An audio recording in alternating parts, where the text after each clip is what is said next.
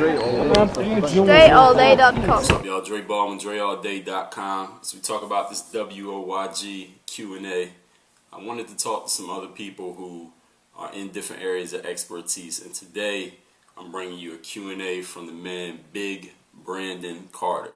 For those of you who don't know Big Brandon Carter, he's been on YouTube for a minute. He's got himself a big fan base. He's got his own website called High Life Workout. And Big Brandon Carter is all about fitness. He's all about the strength, the power, the training, the physique, fitness. He got videos on everything. Anybody's ever asked me about fitness, I've seen videos he's done on it. I'm talking about how to get a six-pack fast, how to burn the fat that you want to burn, how to get yourself, how to build weight, how to build bulk and mass, how to lose weight quickly, how alcohol and smoking can affect your fitness, how to build up strength for different sports, how many reps to do if you're trying to get certain fitness goals, how many reps you should do, how much rest time you need when you're talking about building yourself up fitness-wise, strength-wise, power-wise. Any questions you got fitness-wise, this guy has made a video covering it, so I think it was only perfect that I get him over here and work on your gang community to talk to you guys. I'm going to ask him a few questions he's going to answer. We're going to open up the floor for him. Again, Brandon, he's all over the internet. On top of being on YouTube, he has his own music production. He does a bunch of other things, which I'm going to let him get into himself. He's also on Facebook, got a big following on Facebook. He's on Instagram, he's on Twitter. So let's get right into the questions. All right, Brandon, first three questions are questions I ask every single person who comes over here. So first question is this: tell us who you are, what your name is, what your company name is, if any, where you're from, where you live now, what you do on YouTube, how you got started on YouTube, and why you do what you do on YouTube. Yo, what up? This is Big Brandon Carter from Southside Chicago. Now I live in New York City. I'd like to thank the homie Dre for letting me talk to you guys about fitness. I'm a certified personal trainer and nutritionist. I've been a trainer for over 10 years. I've trained professional athletes, professional models. I've also been a fitness model for Nike, Puma, Adidas, and brand Jordan. I have a YouTube page all about working out. It's YouTube/High Life Workout. Also write at a blog called thehighlifeworkout.com. I got all types of tips and everything for you. I'm also a musician. I play guitar, keyboards, and drums. I first got on YouTube about 5 years ago. I started a page just for music, actually, but people kept asking me for workout advice, so I started putting that together. That page, I got over 50,000 subscribers and over 26 million YouTube views. But late last year, YouTube took it down, man. They deleted the whole page. They said I violated some terms of service. So after that happened, I started 2 new YouTube pages. One is just for fitness, just for putting on that muscle mass, getting ripped and everything. That's YouTube/High Life Workout. Then I have another page where I do the music, YouTube/Big Brandon Carter.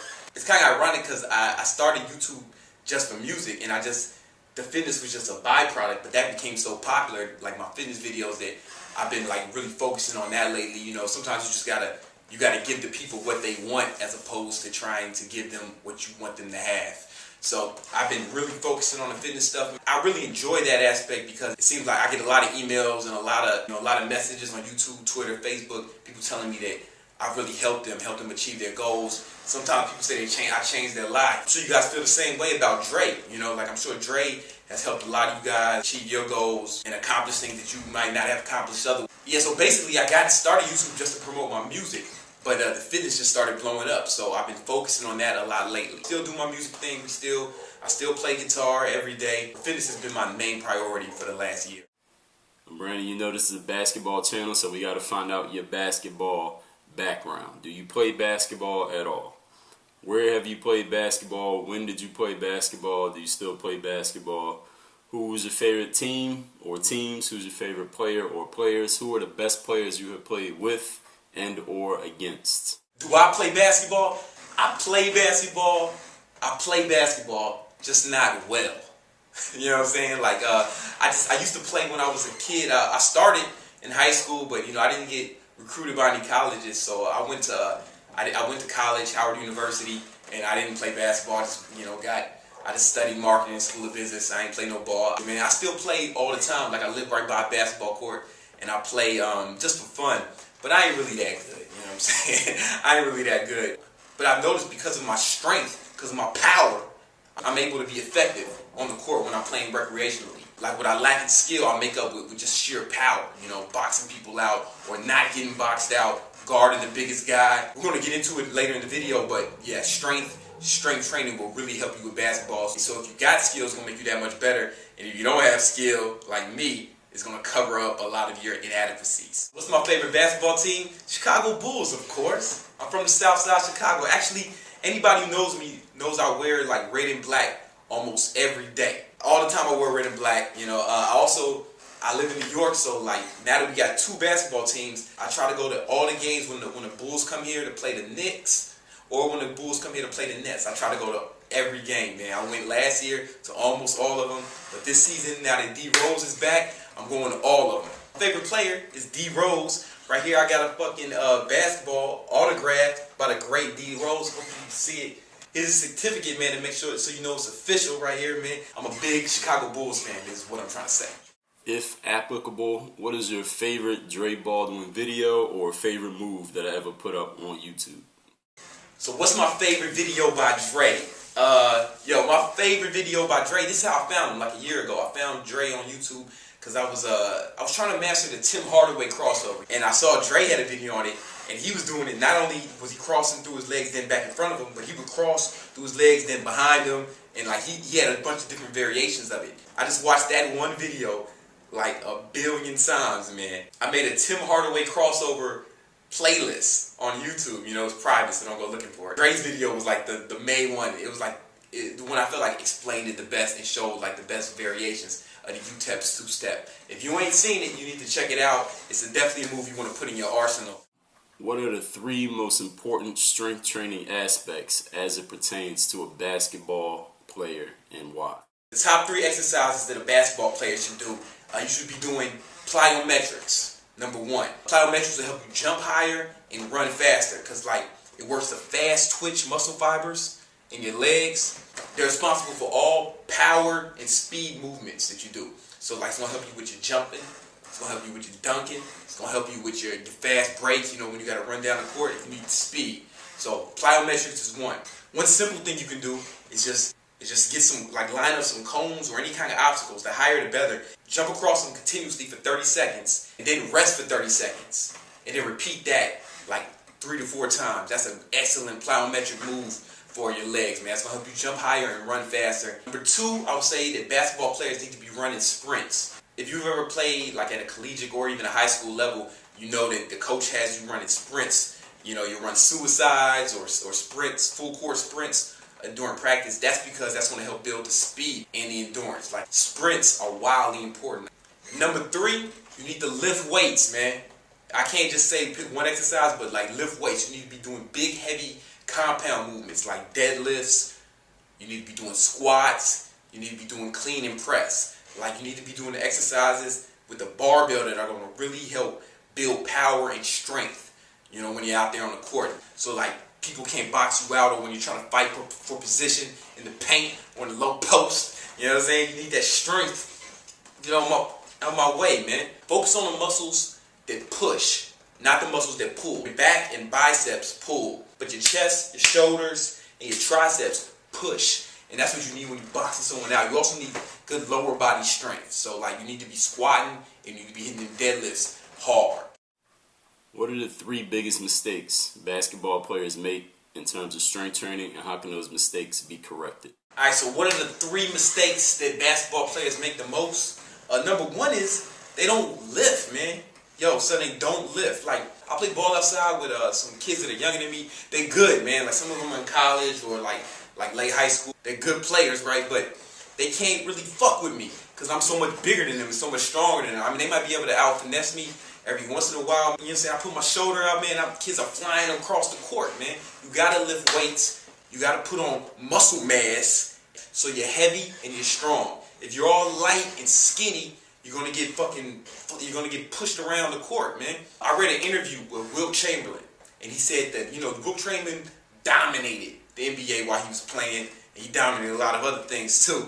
But while he on the court, he was so dominant. He said it was because he was one of the only players that lifted weights. Like coaches told players not to lift weights. Back when he played, they told him do not lift weights. They didn't want basketball players touching weights. But he did lift weights, And he said he was one of the only people in the whole league lifting weights. And he said that's why that's one of the reasons why he was so dominant, you know. And you can see it today, man. Look at LeBron, man. LeBron, like, I'm pretty strong. But LeBron, I think when I look at him, he looks like he's bigger and stronger than me. You know, I'm 6'2", about 185, 190. You know, LeBron's 250. You know what I'm saying? I'm 190. LeBron is 250. Being bigger helps. Being bigger and being stronger will help you on the course, right? Another mistake that basketball players make is they think that lifting weights would throw off their shot. And theoretically, I understand why someone would think that. But if you're shooting every day, you're going to get used to it. Like, if you lift weights once, you're not going to be, like, way stronger the next day. It's going to be gradual. It won't even, not even the next week. It's going to be gradual. Week after week, you're going to keep getting a little bit stronger. And if you're shooting every day like you should be taking, if you're serious about this basketball, you should be taking hundreds, if not thousands of shots a day, right? If you're shooting every day, it won't affect your shot. You'll get stronger, but you're only going to get stronger gradually. Another mistake I see basketball players make is they don't eat enough. You know how many calories you burn playing basketball? I got the Nike Fuel Band, so I know you burn a lot of calories when you play basketball. And if you're not eating a lot of food, then you're going to get small. You're going to get too small. So you need to eat a lot of food, man. And Brandon, we got to state the obvious. You are well known for your six-pack abs. So how can all of us in the Work on Your Game community get abs like you? Or at least come close? How can we get 10% of the abs you got? And what are some common misperceptions people have about the six-pack or about abs that you can clear up and fix for everybody? How do you get a six-pack like me, and what are some of the mistakes or misconceptions people have about building abs? I would say the biggest mistake is people think that building abs is going to burn the fat on their belly. Like, somebody might have a belly and they think they do a bunch of crunches and they're going to burn the fat off, man. That's not how it works, man. It's not how it works. You got to do cardio, and you have to diet to build, to burn belly fat. You know what I'm saying? To burn the fat off your belly. You might have a six-pack now, right? You might have a six-pack right now, but it might be underneath a lot of fat, so you just have to get cut. You have to get cut up and ripped so it can be exposed. Another thing I do for my six-pack is I don't work it out every day. Like, some people think they should do a bunch of crunches every day or stuff every day. I train my abs about every other day. Your abs are just like any other muscle. They need time to heal. In fact, your abs are thinner than most. Like, my ab is a lot thinner than my biceps. You know what I'm saying? So, like, to work it that hard, put it under that kind of stress, it's such a small muscle. When you put it under, like, that kind of consistent stress, you're not going to give it time to grow. It's not going to give it time to develop. Your muscles don't grow while you're working out. They get broke down while you're working out. You feel me? While you're resting and while you're sleeping, they heal. So, like, you break it down when you're working out, and then your body's like, oh, I need to get stronger. And that's when they heal, you know? So you need to give it like a day give your abs like a day to heal in between each workout. Another thing I do is, a lot of times, man, to build like the thickness and the size on my abs, I use weights.